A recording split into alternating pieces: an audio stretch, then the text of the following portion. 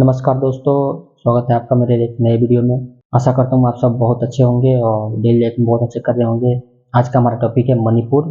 जो मणिपुर में अभी भी आगजनी और वायलेंस हो रहा है, तो बात करते हैं ये क्यों हो रहा है, वायलेंस होने के पीछे रीजन क्या है, सबके बारे में डिस्कस करेंगे।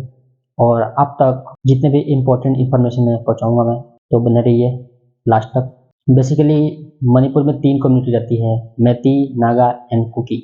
मैती का पॉपुलेशन है 50%, कुकी का पॉपुलेशन है 30% एंड नागा का पॉपुलेशन है 15%।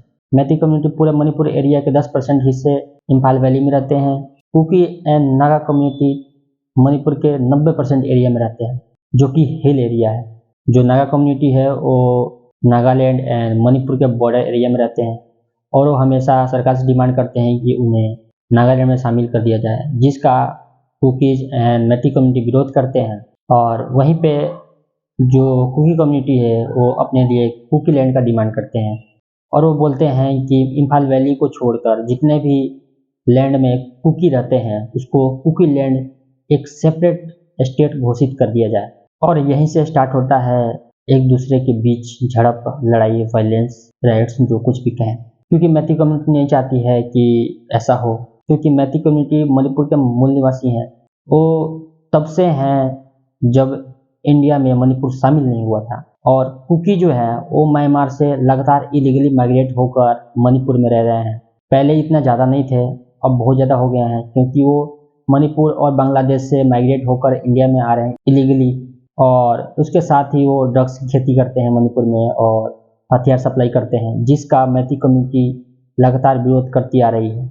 और इसी के साथ ही मणिपुर सरकार से ये मांग करती है कि एनसीआर लागू किया जाए और जितने भी इलीगल इमिग्रेंट्स हैं, जितने भी इलीगल कुकी जो म्यांमार और बांग्लादेश से मणिपुर में आए हैं, उनको बाहर किया जाए और जितने भी ड्रग्स की खेती हो रही है उसको बंद किया जाए।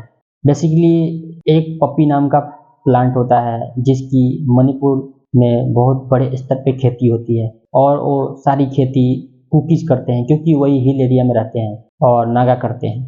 तो बात है स्टार्टिंग में जब 2023 स्टार्ट हुआ था, तो वहाँ की स्टेट गवर्नमेंट ने एक कैंपेन शुरू किया था ड्रग्स के खिलाफ, और बहुत सारे ड्रग्स का जो खेती करने वाले थे सबको अरेस्ट किया और ड्रग्स सीज किया और ड्रग्स को नष्ट कर दिया, जिसके खिलाफ जितने भी कुकीज और नागा हैं वो सरकार से भिड़ गए और सरकार का विरोध करने लगे और सरकार और कुकी एंड नागा में लड़ाई छिड़ गई।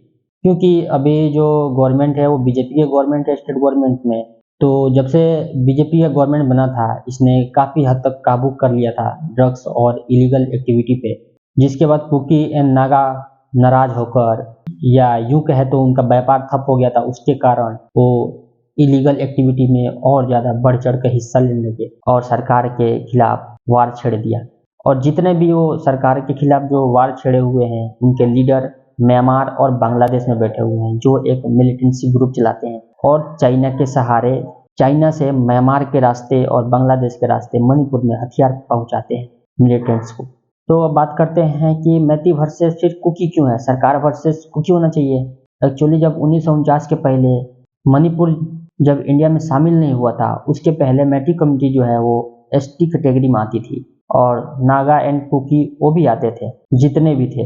तो जैसे ही 1949 में मणिपुर को इंडिया में शामिल किया गया, उसके बाद मणिपुर की जो मैती कम्युनिटी है उसको एसटी कैटेगरी से बाहर कर दिया गया और एससी और ओबीसी कैटेगरी में रख दिया गया, जिसका वो लगातार विरोध करते रहे हैं। और इसी विरोध में उन्होंने एक पिटीशन फाइल किया था हाई कोर्ट में कि उनको दोबारा से एसटी कैटेगरी में शामिल किया जाए, और ये सुनवाई बहुत दिन से चल रही थी। और एक बहुत बड़ा रीज़न ये भी है पिटीशन फाइल करने की कि मैती कम्युनिटी बोलती है कि कुकीज़ का म्यांमार बांग्लादेश से इलीगली मणिपुर में लगातार इंटर करने के कारण उनकी पॉपुलेशन घट रही है और कुकीज़ का पॉपुलेशन बढ़ रहा है, जिससे उनको खतरा है। इसलिए वो बोलते हैं कि उन्हें एसटी कैटेगरी में दोबारा शामिल कर दिया जाए, क्योंकि जो एसटी कैटेगरी में शामिल नहीं है उसका अधिकार नहीं है कि वो हिल एरिया में ज़मीन खरीद सके और वहाँ पे खेती कर सके। तो मैती कम्युनिटी चाहती है कि वो भी हिल एरिया में ज़मीन खरीद सकें, इसलिए उन्होंने ये पिटीशन फाइल किया था कि उन्हें एसटी कैटेगरी में दोबारा डाला जाए। क्योंकि 1949 में इंडियन गवर्नमेंट ने ये वादा किया था कि मैती कम्युनिटी की सभ्यता को सुरक्षित रखा जाएगा। उसके बाद मणिपुर इंडिया में शामिल हुआ। तो अब बात करते हैं वायलेंस स्टार्ट कैसे हुआ। तो actually already cookies versus government चल रहा था, लड़ाई चल रही थी गवर्नमेंट वर्सेस कुकीज में एंड नागाज में। उसी बीच अप्रैल 2023 में एक हाई कोर्ट का जजमेंट आता है और हाई कोर्ट स्टेट गवर्नमेंट से कहता है कि एक कमेटी गठित किया जाए और मैती कम्युनिटी को एसटी कैटेगरी में शामिल किया जाए। जिसके बाद नागा एंड कुकी प्रोटेस्ट करने लगते हैं, रोड पे आ जाते हैं और उनके साथी ATSUM जो कि काफ़ी वायलेंट स्टूडेंट यूनियन ग्रुप है उनका, वो भी शामिल हो जाती है हथियारों से लैस, जिनके हाथों में AK-47 था और भी बहुत तरह तरह के हथियार बम थे।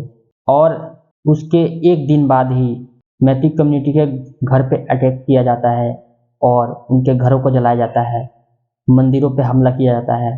जिसके बाद ज़्यादातर मैती कम्युनिटी के लोग अपनी जान बचाने के लिए असम की तरफ माइग्रेट करने लगते हैं। फिर उसके बाद होम मिनिस्टर ने शूट एंड साइट का ऑर्डर पास करती है और कहती है कि जो भी मिलिटेंट हैं, जिनके भी हाथ में हथियार दिखे, उन्हें शूट कर दिया जाए। और यहाँ पे एक इम्पोर्टेंट बात ये है कि ये जो लड़ाई है, ये कभी भी हिंदू वर्सेस क्रिश्चियन नहीं था और ना ही है। ये 3 मेजर ग्रुप के बीच लड़ाई है और सरकार के खिलाफ कुकीज का लड़ाई है, क्योंकि कुकीज हमेशा से कुकी लैंड का डिमांड करते रहे हैं। फिलहाल NIA ने जो जांच किया था, उसने ये पाया है कि जो भी एक्टिविटी चल रही है वो बांग्लादेश एंड म्यांमार से कंट्रोल किया जा रहा है। जितने भी मिलिटेंट हैं मणिपुर में, उनके जो लीडर हैं वो म्यांमार और बांग्लादेश में बैठे हैं और उनका मेन मकसद है तीनों एथनिक ग्रुप के बीच लड़ाई करवाना और इंडियन गवर्नमेंट के खिलाफ वार छेड़ना। और रिसेंटली ये भी देखा गया है कि कुछ कुकी मिलिटेंट जो कनाडा में रहते हैं, खालिस्तानियों से भी हाथ मिला चुके हैं और इंडियन गवर्नमेंट के खिलाफ लगातार अशब्द बोलते रहते हैं और इंडियन फ्लैग जलाते रहते हैं कनाडा में, और चाइना से हथियार म्यांमार और बांग्लादेश के रास्ते मणिपुर में पहुंचाते हैं। तो बेसिकली 3 मेजर इशू हैं जिसकी वजह से लड़ाई चल रही है। पहला इशू, क्योंकि जो है वो अपने लिए एक सेपरेट स्टेट का डिमांड करते हैं और नागा जो हैं वो कहते हैं कि उन्हें नागालैंड में शामिल कर दिया जाए, और मैती जो हैं वो बांग्लादेश और म्यांमार से आ रहे इलीगली कुकीज का विरोध करते हैं। दूसरा है ड्रग्स का इशू, जो कि कुकीज बहुत बड़े स्तर पर ड्रग्स का व्यापार करते हैं और हथियार सप्लाई करते हैं। और तीसरा इशू है मैती कम्युनिटी का ST कैटेगरी में शामिल करना। जैसे ही हाई कोर्ट ने यह ऑर्डर पास किया कि मैती कम्युनिटी को ST कैटेगरी में शामिल किया जाए एक कमेटी गठित करके, जस्ट उसके बाद वायलेंस स्टार्ट हो जाता है और रायट्स शुरू हो जाते हैं और लोगों के घर फूंक दिया जाता है। और आज का ये हालात है कि वहाँ पे किसी दिन कुकीज मरते हैं, किसी दिन मैतीज मरते हैं, किसी दिन नागा मरते हैं। किसी दिन कुकीज कम्युनिटी की लड़की का रेप होता है, किसी दिन मैती कम्युनिटी की लड़की का रेप होता है, किसी दिन नागा कम्युनिटी की लड़की का रेप होता है। तो यही 3 मेजर रीजन है वायलेंस का। वीडियो को यहीं पे ख़त्म करते हैं। वीडियो अच्छा लगा हो तो लाइक करो, सब्सक्राइब करो एंड शेयर करो और ये इन्फॉर्मेशन हर किसी तक पहुँचाओ ताकि उनको रियल स्टोरी पता चले। जय हिंद, जय भारत।